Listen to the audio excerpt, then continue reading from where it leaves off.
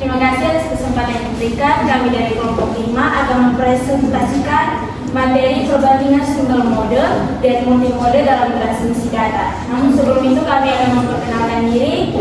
Perkenalkan, nama saya Monica Sinopian Teteho dengan NIM 2302416. Perkenalkan, nama saya Fatih Mrs. Kendo dengan NIM 2302416. Perkenalkan, saya Anita Saleh dengan NIM 2302416.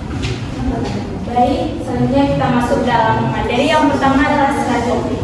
Serat optik adalah media transmisi data berbasis cahaya yang terdiri dari benang kaca atau plastik yang sangat halus. Terdapat dua jenis utama kabel fiber optik. Yang pertama ada single mode dan multimode. Masing-masing memiliki karakteristik unik dalam hal kapasitas dan jangkauan serta aplikasi penggunaan. Yang selanjutnya ada single mode fiber dan multimode fiber. Single mode fiber adalah jenis kabel serat optik yang dirancang untuk mentransmisi cahaya hanya dalam satu mode saja. Sedangkan multimode fiber dirancang untuk mentransmisi banyak mode cahaya dalam satu inti serat. Selanjutnya ada diameter inti.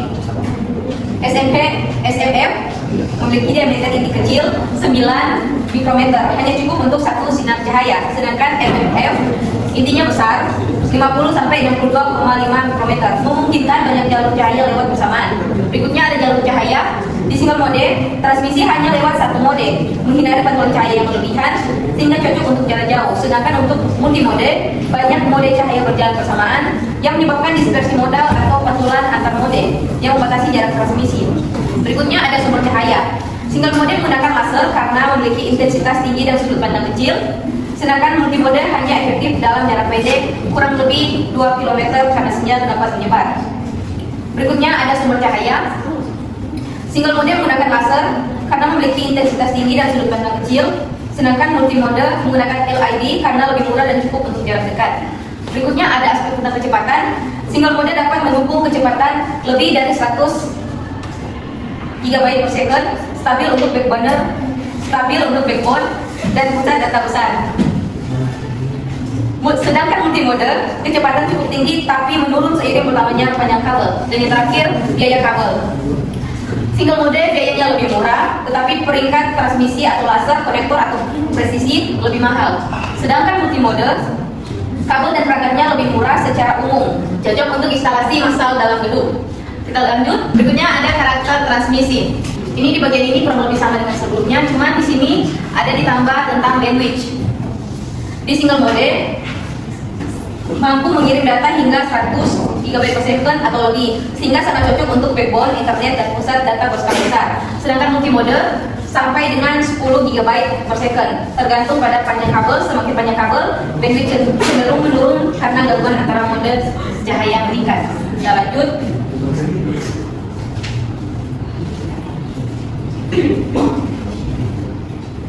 Di sini ada aplikasi. Pertama, single mode. Terdapat backbone internet, lintas kota, bawah laut, pusat data besar. Kita jelaskan. Yang pertama, backbone internet merupakan jaringan tulang punggung yang menghubungkan kota, provinsi atau negara, membutuhkan bandwidth besar dan stabilitas tinggi. Kedua, lintas kota digunakan untuk koneksi antar gedung, kantor, atau node jaringan di lokasi berbeda dalam skala kota. Ketiga, bawah laut.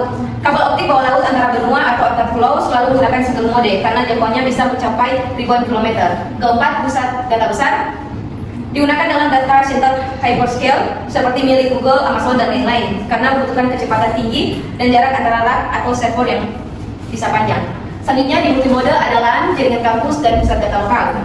Kita yang pertama, LAN atau local area network digunakan di dalam gedung atau kantor di mana koneksi hanya butuh jarak pendek kurang dari 500 meter. Kemudian jaringan kampus cocok untuk menghubungkan gedung-gedung dalam satu kampus atau kompleks sekolah atau universitas. Ketiga, pusat data lokal dipakai dalam ruangan satu kecil yang tidak memerlukan koneksi jarak jauh seperti di rumah sakit, perkantoran, atau institusi pendidikan.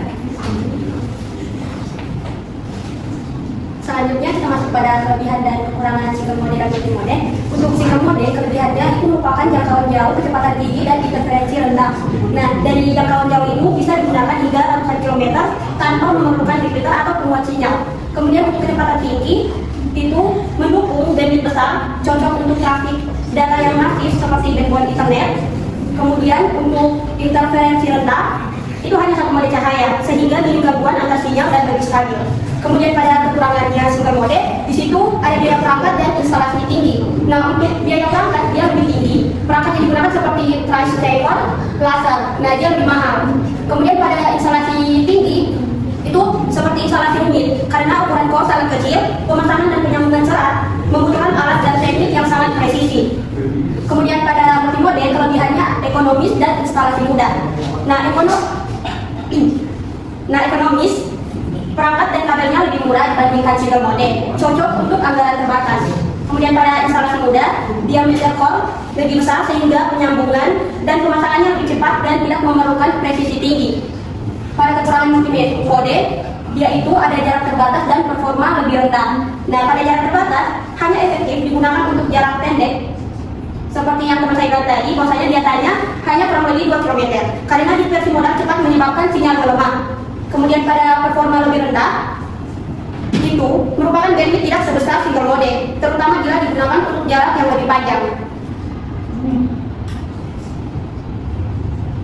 Nah, kita lanjut pada analisis performa. Single mode unggul dalam skala besar dan kebutuhan jangka panjang seperti IoT dan 5G. Kemudian multimode lebih efektif untuk instalasi cepat dan anggaran terbatas.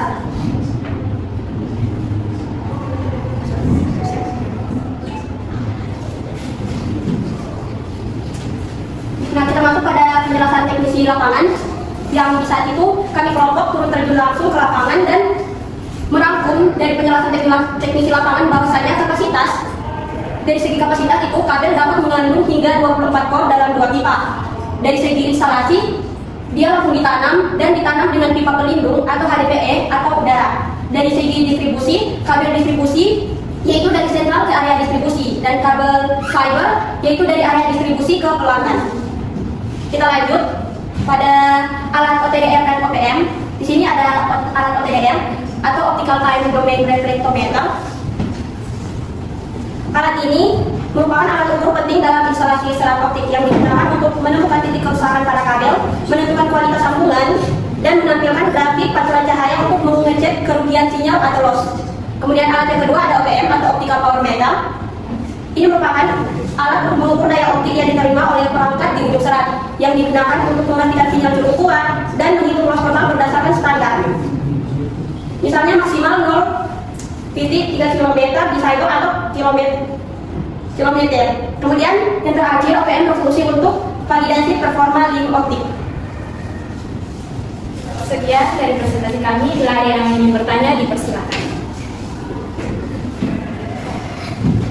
Terima kasih atas kesempatan dari kami. Saya akan bertanya mengapa kabel serat optik multimode tidak cocok digunakan untuk jaringan bawah laut.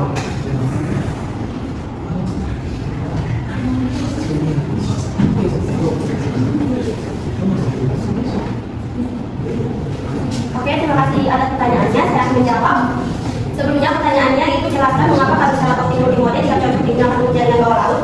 Nah, jawabannya, kabel multimode tidak cocok untuk jaringan bawah laut karena memiliki keterbatasan jarak yang umumnya hanya beberapa kilometer, serta lebih rentan terhadap dispersi dan interferensi antar mode cahaya. Nah, jaringan bawah laut membutuhkan transmisi jarak jauh dan stabil yang hanya bisa dicapai oleh single mode fiber. Bagaimana? Selanjutnya, perkenalkan nama saya Simo Muhammad dari perwakilan kelompok 4. Pertanyaan saya, mengapa single mode fiber menggunakan sumber cahaya berupa laser, sedangkan multimode fiber menggunakan LED? Terima kasih. Baik, terima kasih atas pertanyaannya. Mengapa single mode fiber menggunakan sumber cahaya dengan laser, sedangkan multimode fiber menggunakan LED? Single mode fiber menggunakan laser karena cahaya dari laser memiliki panjang gelombang tunggal dan arah lambat yang presisi, cocok untuk menyalurkan satu mode cahaya dalam bentuk kecil. Sedangkan multimode menggunakan LED karena tidak memerlukan presisi tinggi dan cukup untuk mentransmisikan banyak mode cahaya dalam jarak pendek. Selanjutnya,